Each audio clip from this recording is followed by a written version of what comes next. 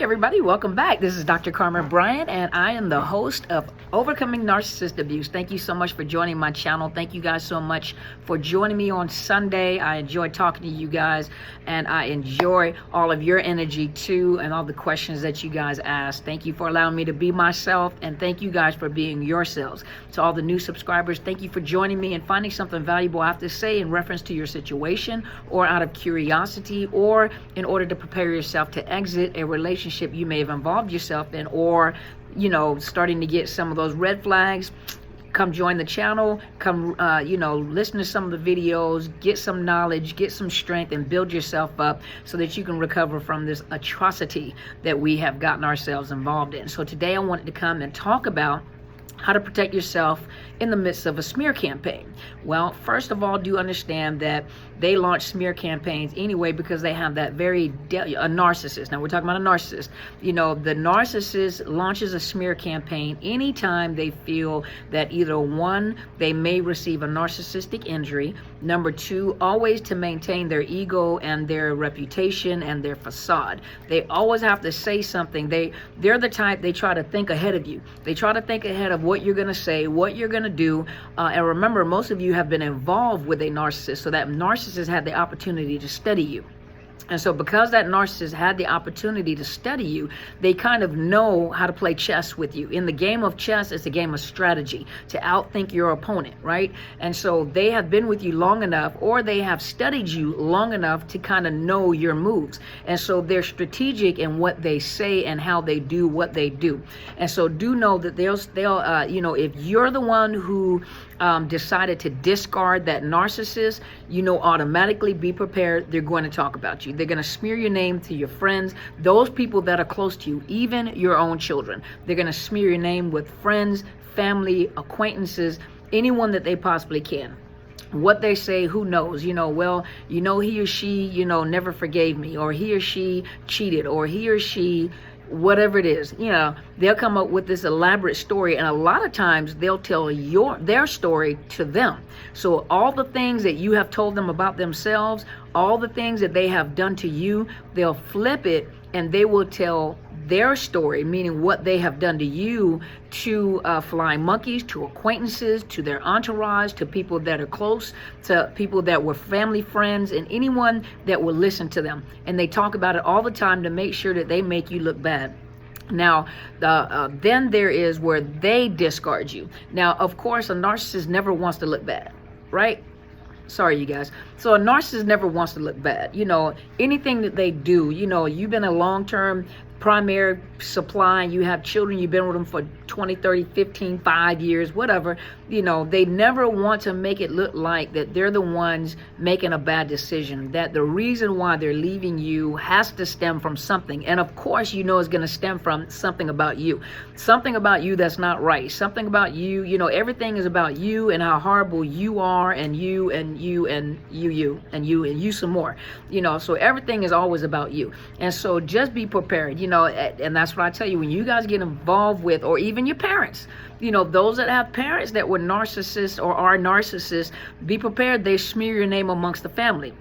They always have something negative to say about you. Well, he or she, now that they're doing this, or he or she, they never had respect. And that was one of the hardest children that I have to raise. And they were always disrespectful. They were always, especially if, and I'm going to talk about this in another video, especially if you were the scapegoat.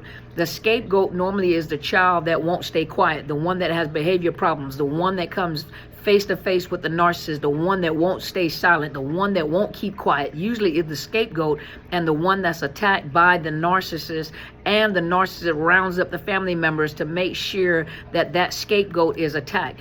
That's the scapegoat. The scapegoat is the one that's not going to just not point out the pink elephant that's sitting in the middle of the living room. That's normally your scapegoat. That's the one that's normally attacked the most, because that's the one that won't comply with the narcissist. So that's the one that's usually smear campaigned as well. And so being smear campaigned, meaning that the narcissist has to maintain their reputation, and then their ego is very fragile, so they have to maintain that ego. They can't, ego. And they can't look bad in front of the friends and associates, especially some friends and associates knew the behavior of the narcissist. But the best weapon in the midst of a smear campaign, when you know that they're going to launch a smear campaign. And some of us just have that knee-jerk reaction that you have to defend yourself. Well, this is a good time to practice discipline, self-discipline, and temperance, because in a smear campaign, the best tool to use is the very same weapon that's used against you, which is the silent treatment. You know, the silent treatment, most of you guys, the no contact, but the silent treatment.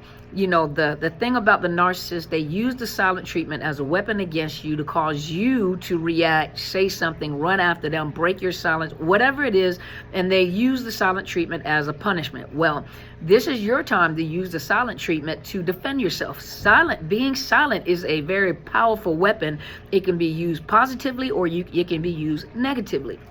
In the silent treatment is a time where you don't want to fall into the reactionary in other words, you don't want to react to the smear campaign, because then you're going to validate everything that they're saying about you. You don't know what they're saying. Remember, they're playing chess, and so they're anticipating your move. And so by anticipating your move, they're trying to cover all boundaries, all areas of what you may say, what you may do, how you have reacted in the past, what you have said in the past, and they use everything that they possibly can to smear your name. So to give the silent treatment is to throw the narcissist off kilter, to throw them off balance, because it's out of character for you not to say anything to try to defend yourself. Now, most of you have been in these relationships for a long time, and so you're always having to, sorry about you guys, my nose itching, there's fluff all in the air, but you know, most of you guys have spent so much time, whether it's with your parents, siblings, or with a loved one or someone that you dated, were married to, always having to defend yourself, especially because they gaslight all the time. And so you're constantly trying to defend yourself. You're constantly trying to prove your worth to, you know, the family members that were, or the mother and father that were narcissists, or the husband or wife that was a narcissist. You're constantly trying to defend yourself, to prove your worth, to show that you're worthy. I'm not stupid. I am smart. You're always trying to prove yourself to this individual, to try to gain their respect, you know, and so it doesn't change. You're still trying to prove yourself. And for them to start a smear campaign, they're starting wildfires everywhere. If you spend that much time trying to put out all these wildfires, you are really going to exhaust yourself and have a mental breakdown. And so I did find 2 websites, and one of them is Freedom from Narcissist and Emotional Abuse. And I was looking for the author, didn't say the author in here. But it's Freedom from Narcissistic and Emotional Abuse. That's what it is. Freedom from Narcissistic and Emotional Abuse. And it says why you should never defend yourself against a narcissist smear campaign. Don't have my glasses on. So let me just scroll down. Defending ourselves is a bad idea. And this is what this blog says. In normal situation where a person is talking bad about us, the first thing we want to do is rush to defend ourselves, right? You want to defend yourself. So a lot of times when you have a person that's talking about you, if you're a true friend, you'll bring that other person, you know, hey, you know, I don't like how this sounds. Let me bring you so that they can clarify, they can defend themselves. And so you bring that individual to your friend, whoever your associate is, and say, hey, they're having a problem. This is what's being said. So you have the opportunity to defend yourself. That is not true. This is where that stemmed from, right? That's the average relationships. So that's our natural tendency. Now, I'm not saying that if that narcissist is smearing your name where it becomes a legal situation, where it's beginning to affect your finances, begin to affect your reputation, meaning within the world of business. You know, people don't want to do business with you because they're smearing your reputation, and that's what they do. They smear your reputation. Then you have something that is called defamation of character. You know, then you may want to seek legal counsel to get information concerning defamation of character, because now it's affecting your livelihood. It's affecting your ability for employment, or it's affecting your ability to make money and to care for yourself or your clientele or your business, you know. So there's a difference. You know, if it gets to a point where it becomes a legality, go and speak to a legal counsel, a lawyer, to ask questions in reference to defamation of character, okay? Or slander. The other one is slander, you know, where they're slandering your name and it's causing some serious legal problems or financial problems. Go speak to an attorney. But the average, the way that they smear your name is friends and family, you know, children, loved ones, mothers and fathers, sister and brother, mutual friends that you had, business associates, you know. And so, and the thing is that we want to protect our good name, right? So it says there's nothing normal about a breakup with a narcissist. Absolutely nothing. They run their smear campaign fast and hard, sometimes even before the relationship is over, so they can get a jump start on ruining your reputation. Remember I said that they're players on a chessboard, and they always have to anticipate your move. And so they know that they're slowly starting to get away from you because they're about to discard you. So they'll start a smear campaign, and what they do is they build the road up. They build that path to prepare themselves for the discard. So they are assuming that they're covering every angle and every place that you may say something. They're covering themselves, so when they do the discard, they feel like they have covered a large area with friends and family, right? So they get a head start before they even discard you or you discard them. They feel the discard coming. They already are defending themselves and defending their reputation and defending their egos. So when we want to defend ourselves against a smear campaign, all it does is prove the narcissist's point. And remember, they're already trying to think. They're always thinking. They're thinking ahead of you.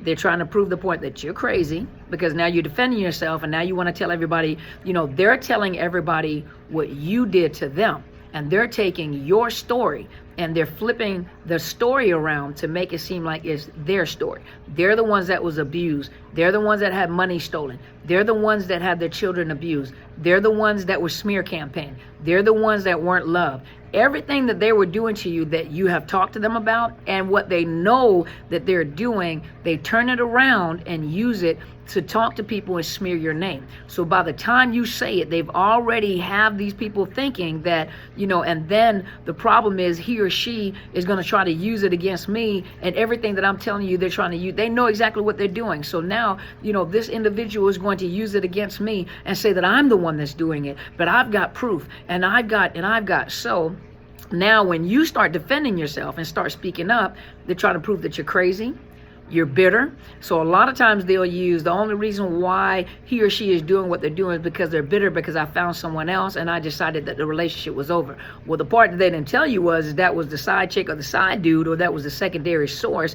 And all the emotional damage they have done to you and your children and your household, and the money that they stole, and the psychological damage, and the post-traumatic stress, and the physical abuse that you've went through, and the fact that they've ruined your career and ruined your reputation, and now they just gave you silent treatment, discarded you and ghosted you, and just went and started a whole new life with someone as if your life never existed. So by the time you start speaking up, the first thing they'll say is the only reason why she's saying anything, or the only reason why he's saying anything, is because he's bitter, because I said the relationship was over. It just didn't work.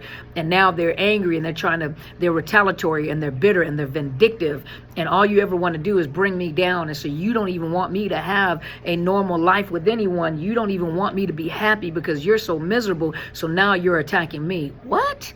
And this is all the things they've done to you. And you're like, what? And this is what they're telling people.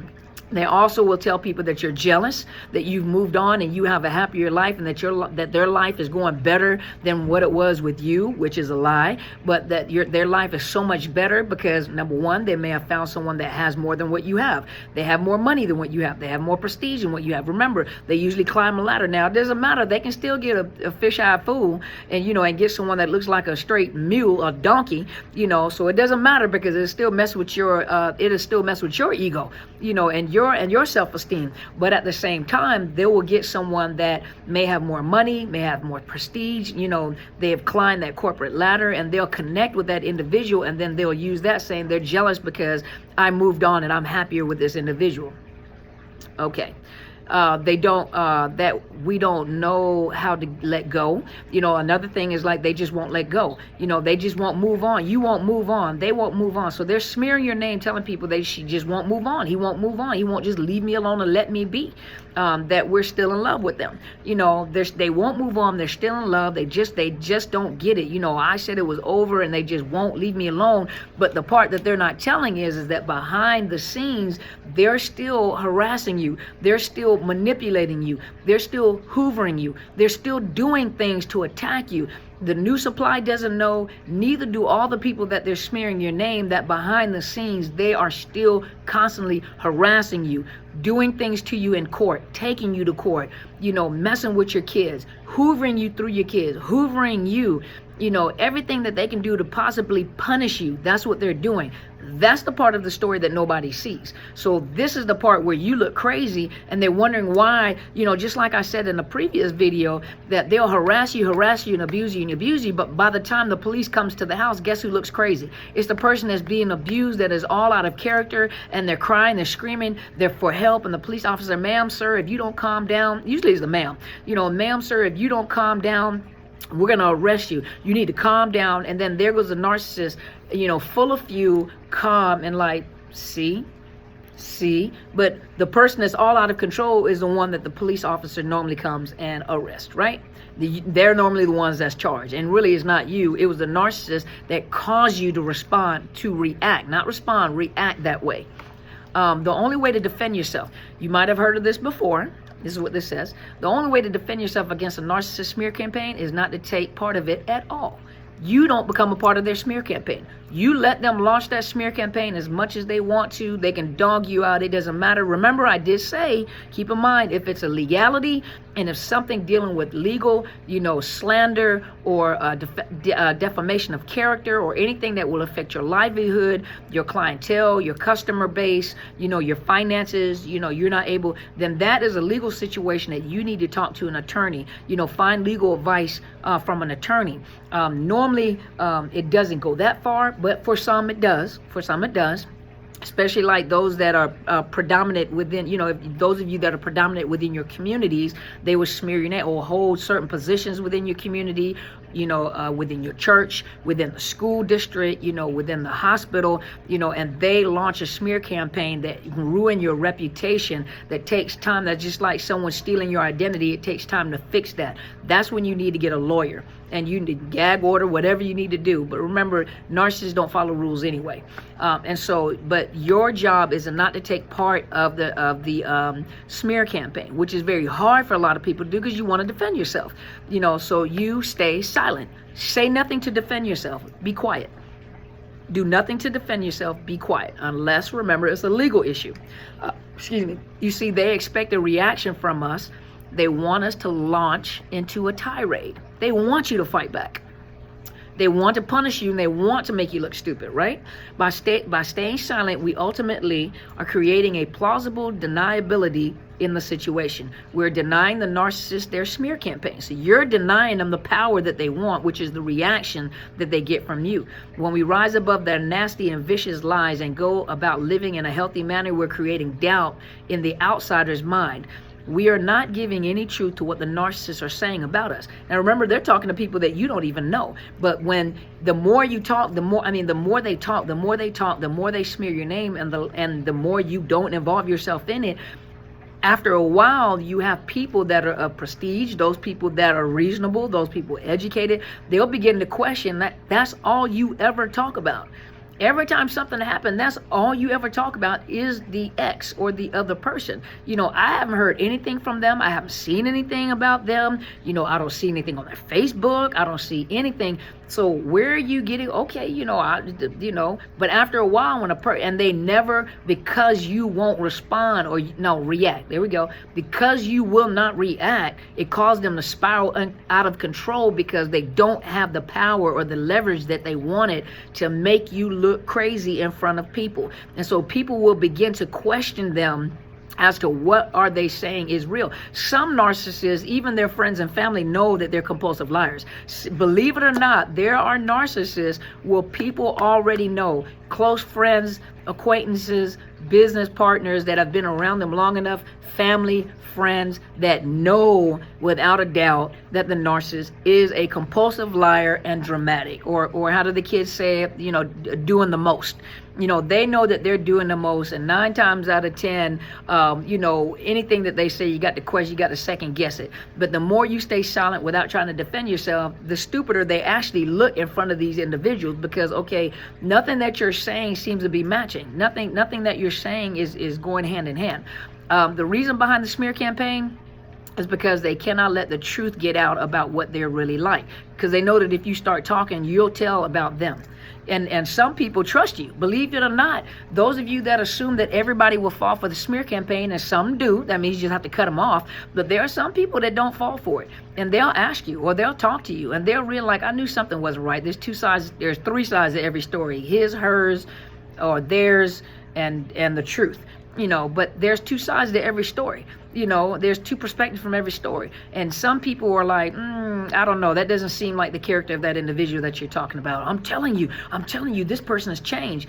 And some people question it. And when they talk to you, you'd be surprised. There are a lot of people that will believe you as opposed to deny the truth, especially if you stay quiet. You'll gain a lot of reputation and rapport with people, and they validate, and they talk to you, and you're like, that is so not true. You know how the individual is. And a lot of people that know how the narcissist is, they'll know all I have to do is ask her, all I have to do is ask him, they'll let me. So you'd be surprised. But because you're paranoid a lot, you assume that everybody believes everything that the narcissist says. So be quiet. Be cool. So let's see. So they want to scare us into silence so that we don't speak freely about what we endured. So in their minds, by destroying our reputation and credibility, they're essentially creating an atmosphere for themselves where they can keep getting away with their narc tactics. Why not? No one is there to stop them or create a reasonable doubt, right? Bottom line, but not outwardly defending ourselves against the narcissist smear campaign, we will end up letting them dig their own holes. All we have to do is stay silent and go about our lives. We move along in our healing path. We spend time with family and friends, having fun and enjoying life, and totally ignoring the narcissist. For some of you, it's hard, but totally ignore the narcissist. Stay off of their social media. A lot of times on their social media, when they're making these, is it called blanket statements, or just these random statements, a lot of times they're talking to you because they know that you're looking at the Facebook page or their social media.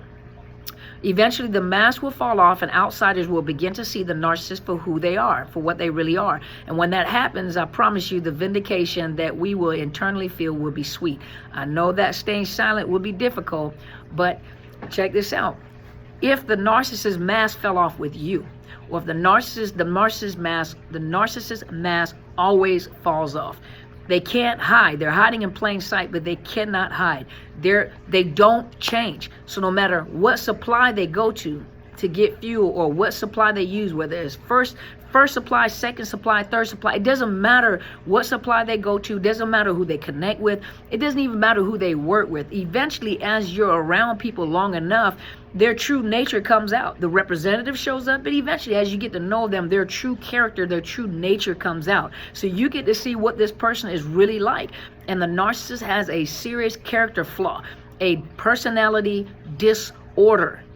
It's disordered. It's not normal. So if they're not normal in the average relationship that they're in, they're also not normal, because remember, even in the clinical description of narcissistic personality disorder, it talks about problems with themselves, problems with people around them, internal conflict, so they have problems in their life in general, and they have problems with people, connecting with people. And eventually the mask falls off, even amongst their flying monkeys, even amongst their family members, even amongst their entourage. People will see the type of character or the type of person that they really are. So as they're launching this smear campaign against you, it's just a matter of time that people will begin to doubt what they say, as long as you're not adding to it. When you add to it and fight back, it's like fighting fire with fire. You're dousing gasoline on the fire, and they keep on putting the fire on top of the gasoline. And so the best thing to do is to be silent and not defend yourself. I know it's hard. You want to defend yourself. Leave it alone. When it comes to your kids, you answer those questions that your children have. And be honest, but be age appropriate. Some of them can't handle it because you're dealing with their parent. But be age appropriate, speak in the language that they can understand without jumping up and trying to kill the narcissist, or try to ruin, because that's what they're expecting you to do, and that's what they even prepared the children for. Mom and dad always have something negative to say, and they do this and they do this. You have to prepare yourself. Now you have to play the game of chess with them to outthink them as to how they're playing the game. Don't fall into the game with them. Stay out of the game. Stay off the chessboard. Don't play. As soon as you make a move, they're cranking up in third, fourth, fifth, sixth gear, and they're taking off. So hopefully this has helped somebody today as to how to defend yourself in the smear campaign. And remember, if it gets to a point where it's starting to affect your livelihood, your finances, your reputation within the community, where you're having problems with, safety issues or anything like that, go and speak to a lawyer about slander and defamation of character. Find you legal counsel to assist you, okay? So hopefully this has helped you today. And those of you that have not subscribed, please subscribe to my YouTube channel. I am Dr. Carmen Bryan, Overcoming Narcissist Abuse. Hit the bell so you know whenever I upload new videos. Tuesday through Friday, I pre-record. Sundays, I come on live between 8 and 9 o'clock Pacific Standard Time. So you guys can come and ask me questions. I'm open for questions, and I love, interacting with you guys. It's really great. You guys are an awesome tribe. Also, I have Facebook page. My professional Facebook page is Psychological Health Consultants and Services, and then hit the thumbs up. And then I also have my book Facebook page, which is Overcoming Narcissist Abuse. Like both pages, I post the videos on all those pages. I put a little more on my book page. So those of you that do not know, I do have a book. Let me get my book out. I do have a book. It is Unmasking the Illusion of Perfection. And it is narcissist abuse, abused by the esteemed.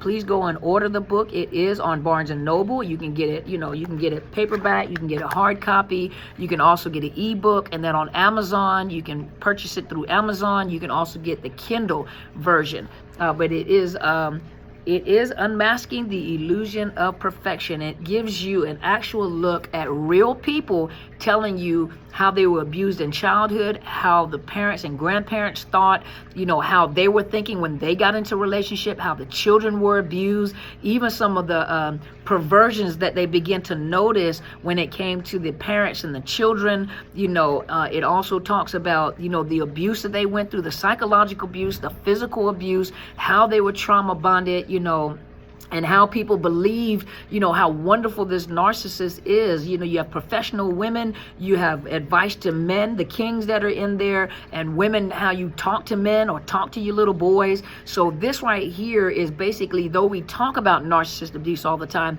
this is letting you see what it looks like played out.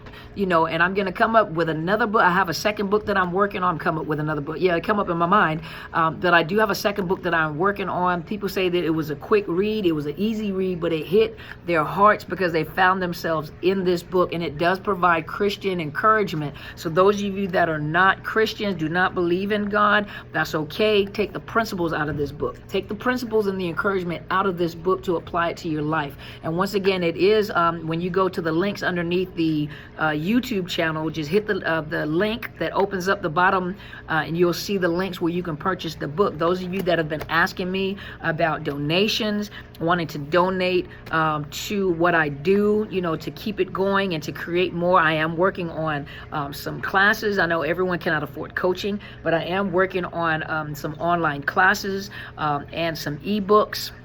And of course, another book. So you can donate. It will be in the link below the YouTube channel. Make sure you hit the like on both of my Facebook pages. And thank you guys so much for your love and your support. You guys are awesome. And I want you guys to go be great.